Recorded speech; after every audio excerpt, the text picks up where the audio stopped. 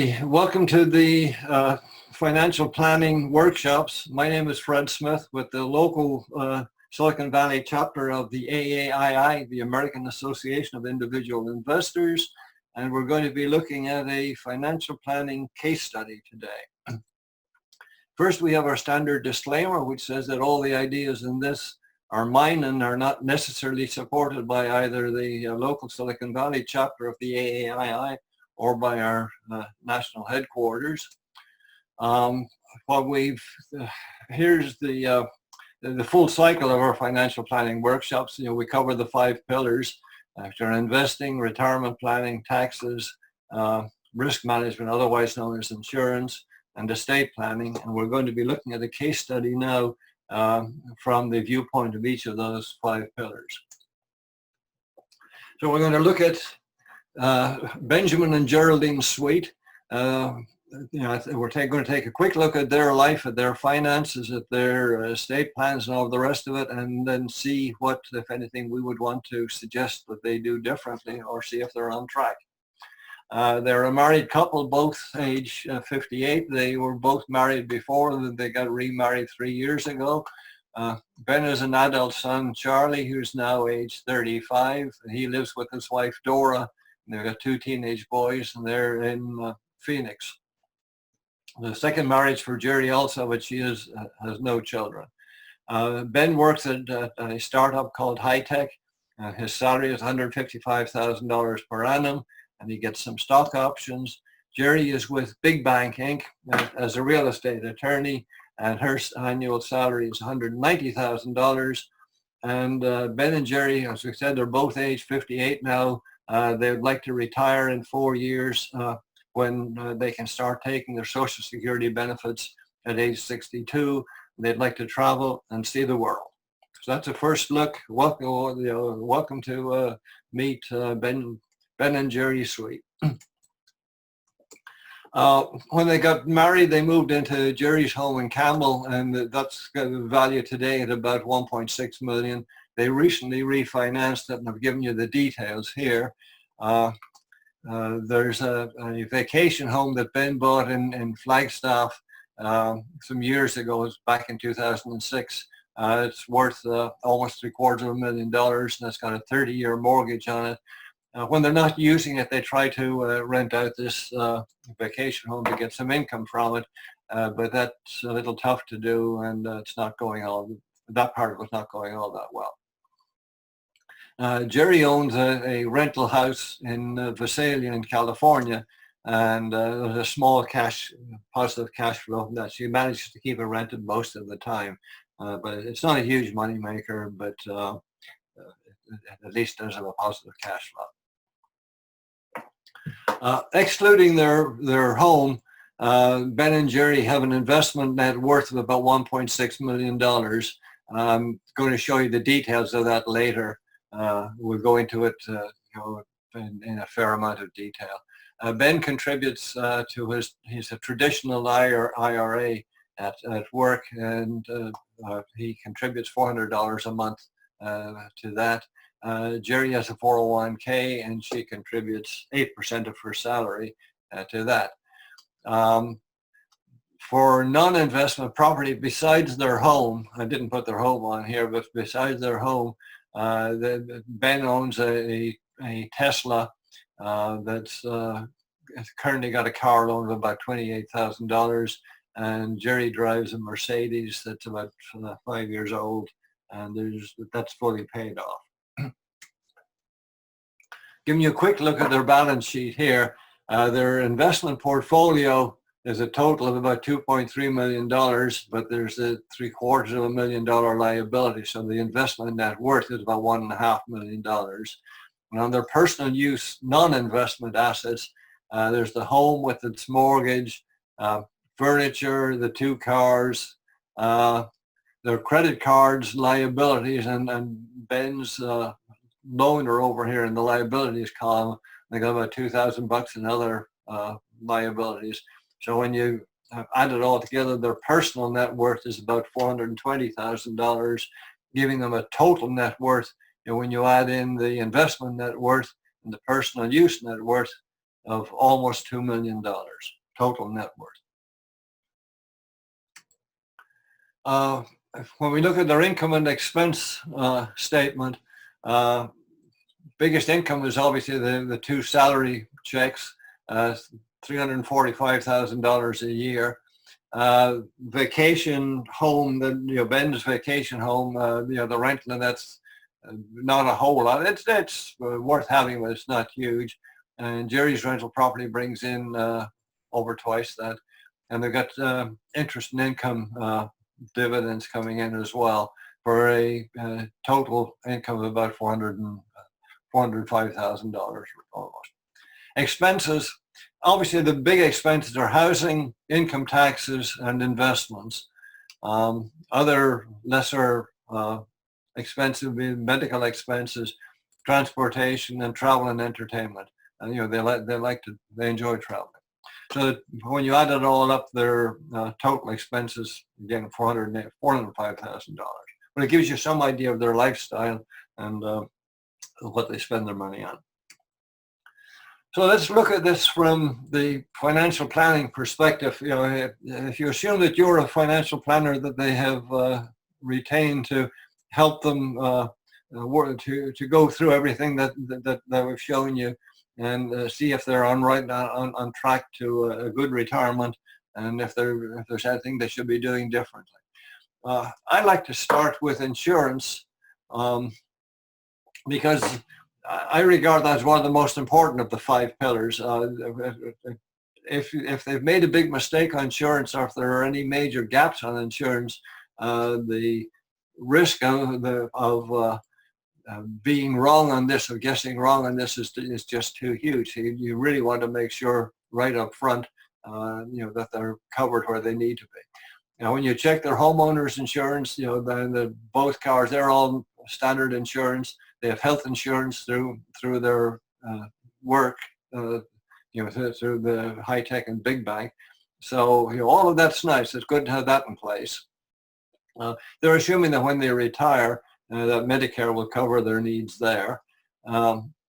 Jerry has a disability insurance and also life insurance through her work, the standard benefit. Life insurance is 2x the salary, and she's named Ben as the beneficiary. And she's also got a disability policy through work for 80% of her salary. Ben's startup doesn't have a very generous benefit package. My guess is they haven't really gotten around to looking at what it takes to attract a lot of good talent yet. But Ben does not have any life insurance or disability through work. So that's an issue that may need to be looked at later. Ben did buy a life insurance policy some years ago, a term life insurance policy, and he's named his son Charlie as the beneficiary on that. So what can we say about the insurance? What would we do differently if we were retained as a financial planner to sort this out? One of the first questions is, why does Ben still need, or why did he ever need life insurance for that matter? Charlie is an adult at this point with 2 teenage sons himself. He seems to be doing quite well for himself. And there seems to be little reason for Ben to continue paying the premiums on this life insurance policy. In fact, it's not clear that there was ever a reason to do it, because way back in 2012 when Ben bought it, Charlie was already an adult. So my guess is that Ben didn't buy this. It was probably sold to him by a fast-talking life insurance salesman. Just a guess, we don't know. Health insurance is fine for now, but their plan for after retirement is not going to work. First of all, if they retire at age 62, they're hoping to be able to use Medicare to cover it. Well, that doesn't kick into age 65, so there's a 3-year gap there right off, and they're going to have to go to Cobra to fill that gap, and that can be expensive. So we hope that they're planning on that expense. And even when they get onto Medicare, regardless whether it's traditional Medicare with a Medigap and drug policy or an Advantage plan, there are going to be extra dollars to pay here as well. and I suspect that they're not aware of that, or certainly have not factored it into their plan. The three big train wrecks that I would be concerned with would be, number one, longevity risk. If they live to a ripe old age, if they live to into their 90s or even age 100, is their retirement plan going to cover that? Is that going to be funded? And one thing that they may want to consider there is buying an income annuity, either an immediate annuity or a deferred annuity. The other issue that they probably have not thought about, but they need to think about, is long-term care. If either or both of them need long-term care later in life, and the data shows that some large percentage, I don't remember offhand, I guess 30 or 40% of all adults need at least some years in long-term care eventually. This is folks who already reached the age of 65. It needs to be funded. It's expensive and it needs to be funded. One way of doing this might be to lump the two of these together, because you can now get an annuity policy with a long-term care rider, and that may be a better plan than trying to get separate policies. It's very hard to get long-term care policy nowadays, which goes beyond 5 years, and it's really beyond 5 years that you really, really need it. The other issue that they've not considered is umbrella coverage, an umbrella policy for liability issues. If somebody files suit against them, are they covered? And their need may not be all that great in this area. They don't have a huge amount of savings, but nonetheless, you can buy an umbrella policy for $1 or $2 million coverage nowadays for a few $100. It's not very expensive, so they may want to consider it. So there are some gaps in their insurance that they need to take care of.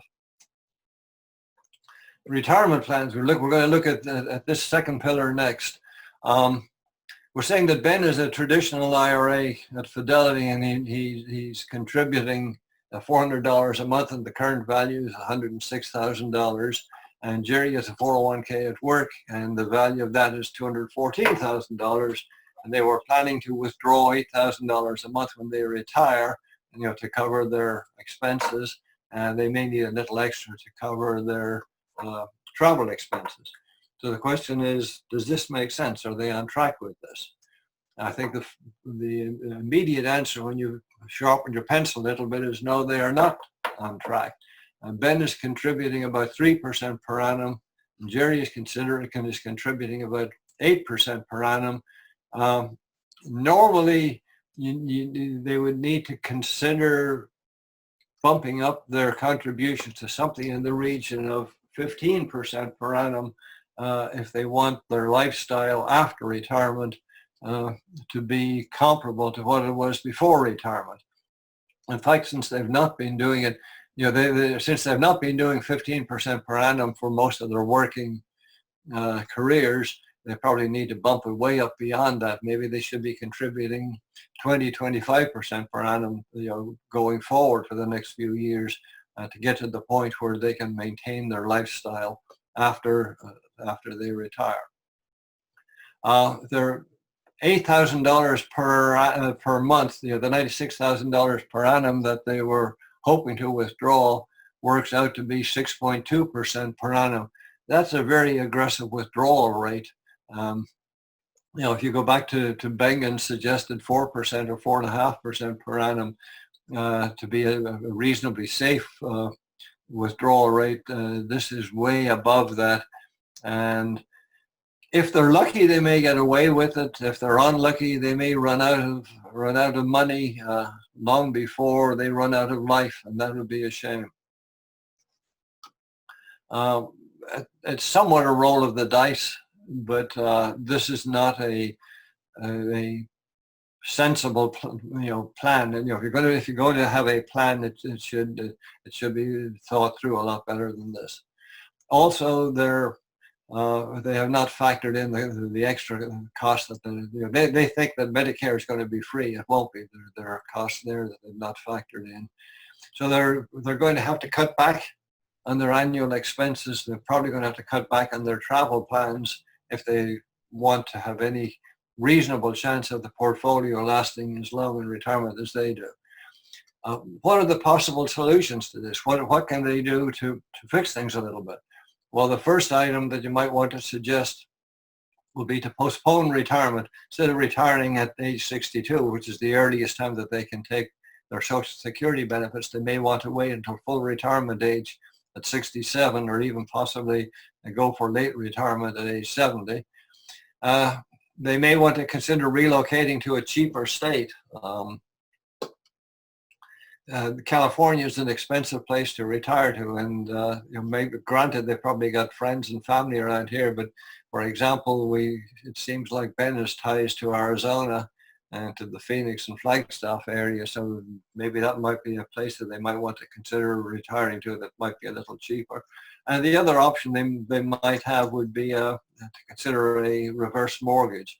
These have gotten a bad name in the past, and they were a little flaky for a while, but nowadays the FHA has stepped in, and there are rules governing their use, and it may in fact make sense for some people.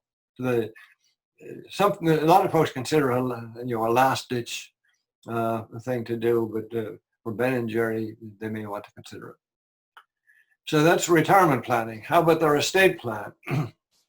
Well, Ben drew up a will back in 2013, and the bulk of his estate goes to his two grandsons, and Charlie is the executor for that. And Jerry has a will too, and half of her estate goes to her sister Susan, who has a special needs daughter that Jerry would like to make sure has the funds to support her needs, especially after both Jerry and Susan pass on. The question comes to how will Sarah be supported? And the other half of Jerry's estate she wants to split amongst her brother's 3 children, and she has named Susan as the executrix on her will. So is there anything here that we might want to change? Is there anything that we would suggest doing differently? First thing to note is that both of the wills are way out of date. They haven't even been updated since Ben and Jerry were married, remarried 3 years ago. And as with all wills, there are no arrangements in there for incapacity.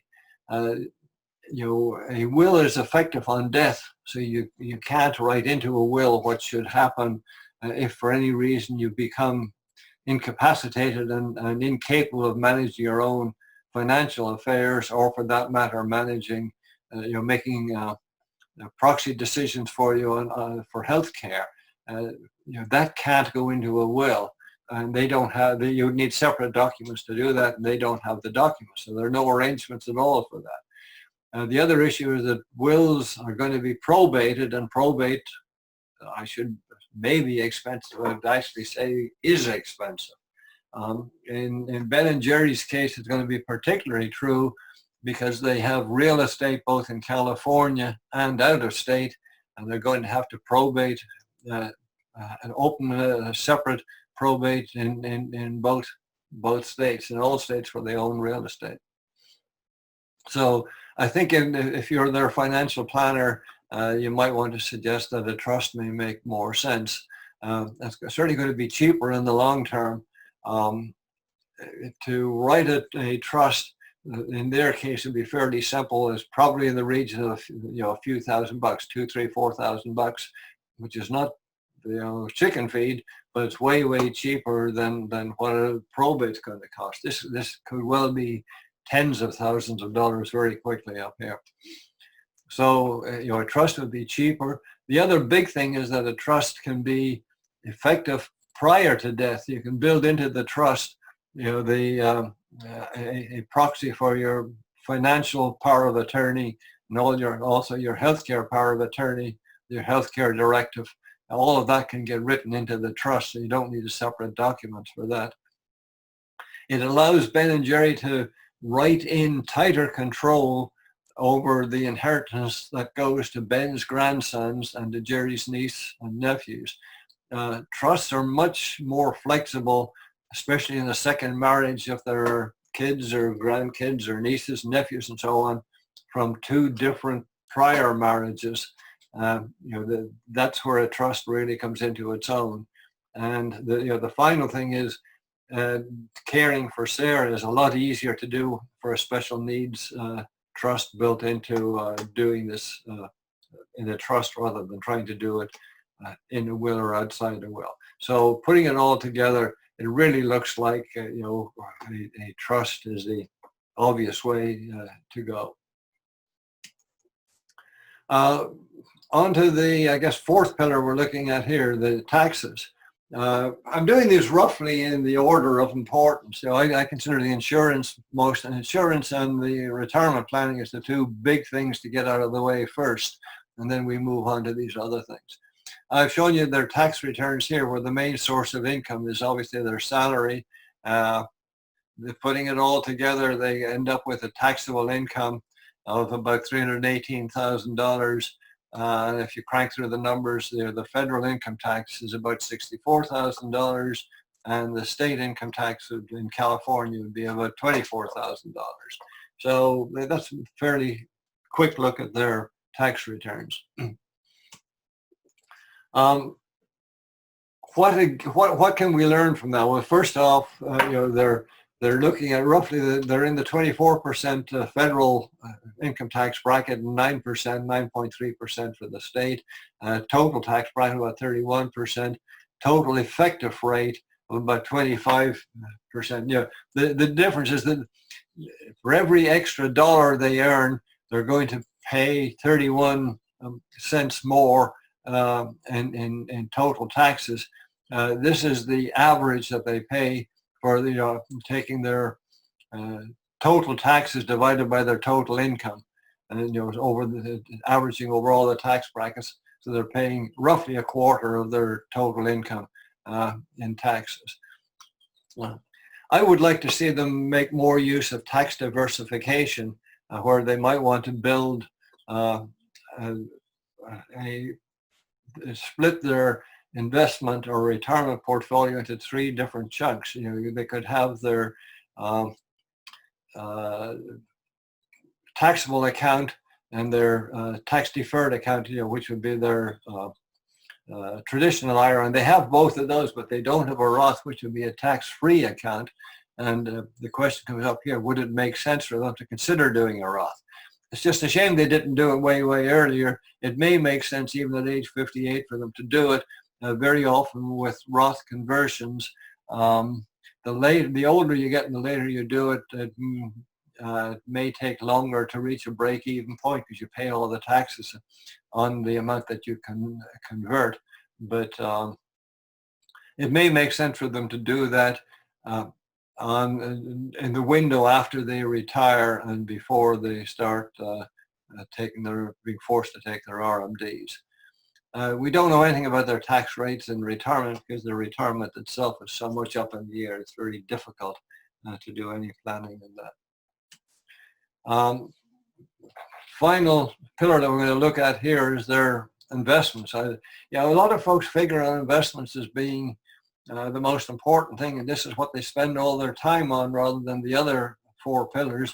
In reality, investments are probably the least important. It may be the most fun to manage. It's a lot more fun in managing this than it is managing, doing your estate plan and everything. But the time spent on this is a far lower return than the time spent on looking more carefully at your retirement planning and estate planning and those issues.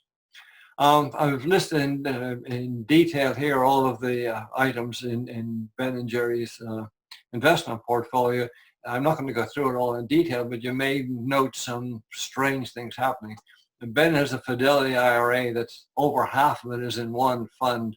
I think that indicates that Ben's not been managing this very well. I suspect that this is something he did years and years and years ago, and put it on autopilot where all the payments going to this, and he probably hasn't looked at it, since every year when the statement comes in, he just glances at it and then tosses it into a file. I've given you Jerry's, she has her 401k. There's a major chunk of that is in her employee stock option plan.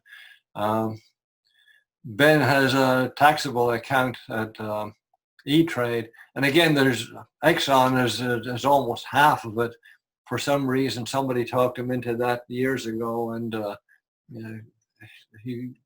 it may have made sense back then, but it may not right now. The other huge thing in my mind that's on here that we should look at is that the real estate, even beyond the home that they live in, they have almost $13,500.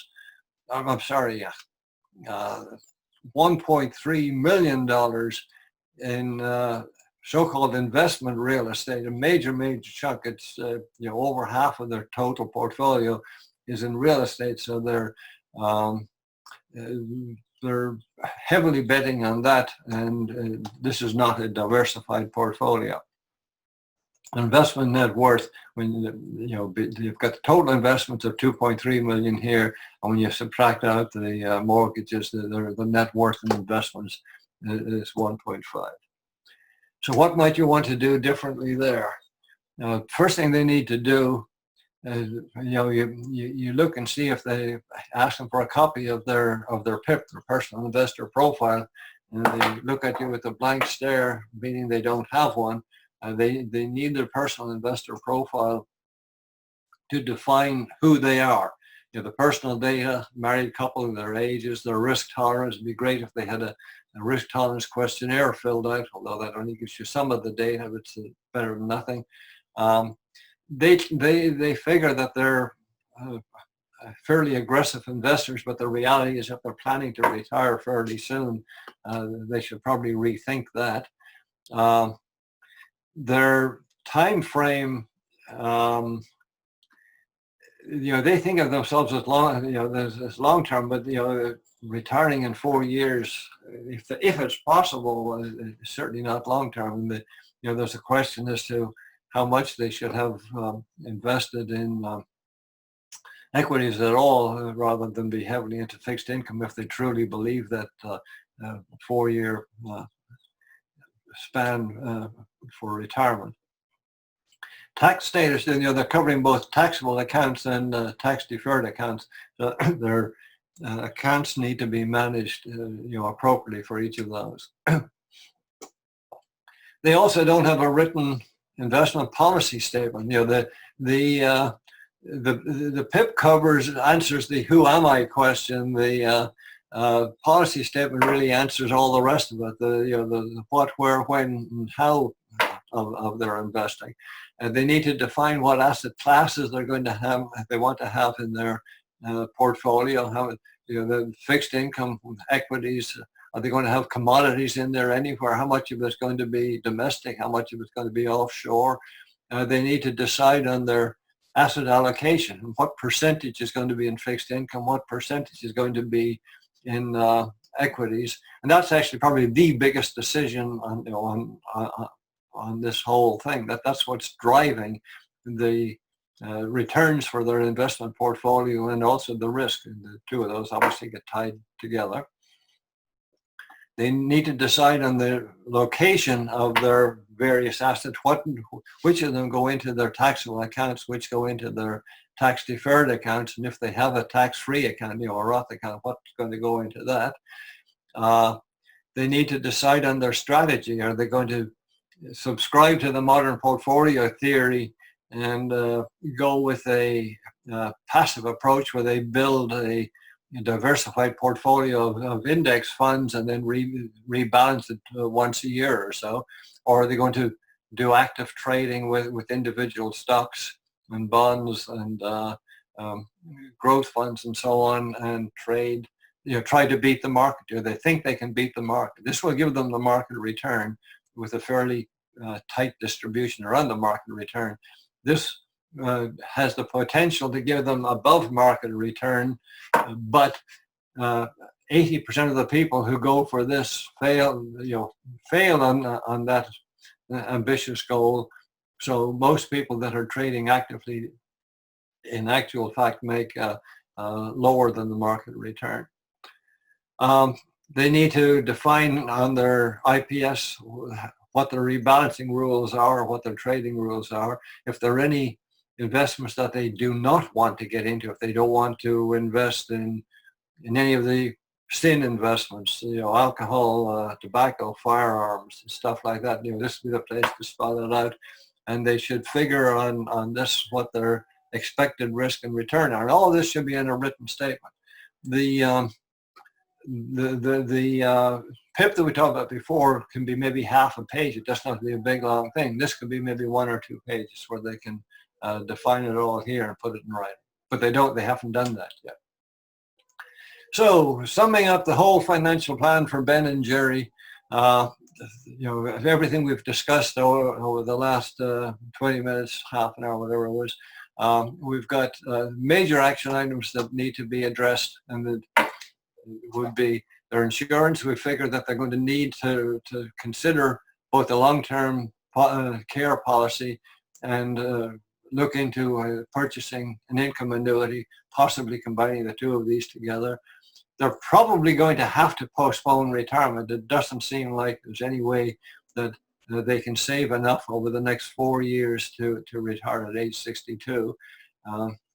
They probably need to get in touch with an attorney right away and start work on writing up a trust. They should look at the actual location of all of their assets in their retirement accounts and make sure that they have the right assets in the right account. And they really need to put together a coherent investment policy statement that pulls it all together and that they both can subscribe to and buy into, and then stick with. The whole purpose of this is that it's easy to be an aggressive investor when the market's going up, up, and up. The real issue is what happens when the market takes a 30, 40, 50% drop, which it does every few years. And it's too late at that point to say, oh, maybe I'm not as aggressive as I want to, because if you decide to panic at that point, it's too late. So they need to have a coherent written policy that they can write up now in a nice quiet moment and then pull out when things get a little hairy later. Ben and Jerry are smart enough to do most of this themselves. The reality is, though, they haven't. They've been married for 3 years. And in the years prior to that, they just haven't done a good job of managing it. So they may be good candidates to hire a certified financial planner. And the first thing he would want to do for them would be to help them set goals, to work through who they are, who they want to be, and how they, what are realistic goals to get there, and to help formalize all of this in a plan. And then obviously, having done that, a financial planner can help them to actually execute on it. So my recommendation actually would be for them to do this. Normally, I'd like to have folks manage all their own stuff, but in their case, I think that it makes sense for them to hire a planner to actually make it all happen. So that's it for Ben and Jerry's financial plan. Giving you some light reading here that covers some of the issues that we've discussed. Some of these are my favorite books. We've looked at some websites here that might be useful. And if you've enjoyed what we've been saying for the last few minutes, or if you found it useful, please check us out.